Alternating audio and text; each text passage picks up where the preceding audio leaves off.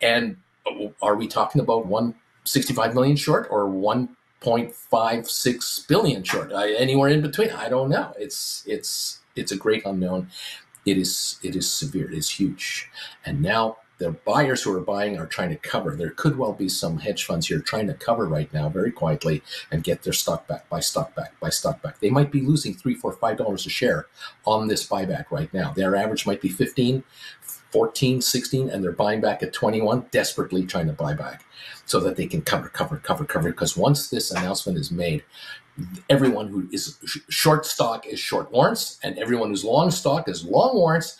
And now here comes the insiders of the company and friends of the company saying, we're exercising our options. Could it be possibly? Again, I'm just going to throw this out there as I don't know, a brokerage firm from Wall Street might well say, we're buying every warrant, we'll exercise every warrant that the street doesn't want as a backstop to this deal. Now, if that happens, oh my God, the short sale, the short squeeze is complete. In other words, the shares could run to double the price of the exercise price. So if the company is saying we'll issue stock at 30 a share, 3 to 1, 3 warrants, you can buy stock at 30. That lets us issue 100 million right at this level, brings us $3 billion. And a brokerage firm in Wall Street, an investment banking firm, says we'll exercise every warrant that the shareholders don't want to exercise. They're playing a calculated game. Yeah, they're screwing 65 million shorters.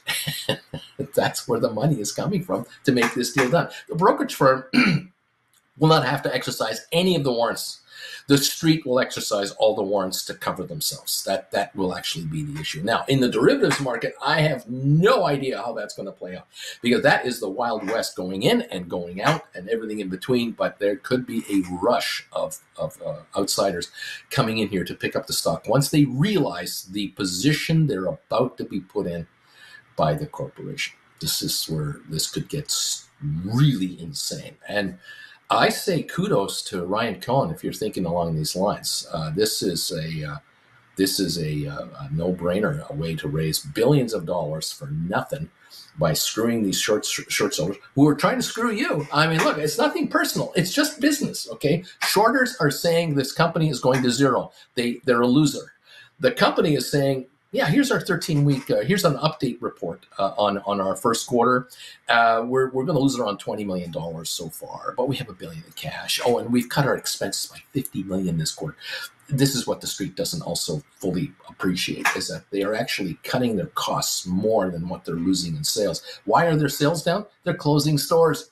They're closing the losing stores that they have versus last year. This comparison that you're seeing on this press release this morning, if you're reading it, the press release is comparing the first quarter of this year to the first quarter of last year. Last year they lost, was it 100 million in the first quarter? This year they might lose 30 to 40 million. So their losses are shrinking as their expenses are shrinking, as they're closing underperforming stores. They're actually improving financially. And this is where the street is lost in the fog. They don't get it. They're thinking, this company is definitely going out of business. Well, if it's going out of business, why are they trying to raise money? Why would they even bother doing a prospectus? To try to survive? They don't need to survive. They got $1 billion in cash. There's no issue here. In any event, the stock right now, as I see it on the level 2 system, is 2160 to 2164, and the low has been around 21 something, 2150. I'm guessing. This is going to jump all over the place until we find out what the issuance is going to be and how they're going to do it. And I wanted you to be in on this bright and early today, because this announcement could be so absolutely massive for shareholders. And I just am not going to bet against Ryan Cohen that he's doing it wrong. I think he's doing it right. He could do it very right. And if he comes out with a scenario where he does a rights offering, a warrants offering, something of that kind, that is giving every shareholder a call option for free. You're all being given a call option. And this could be just absolutely beyond massive. And I think once the street figures it out, they're going to go, oh man, this is like a cap call transaction.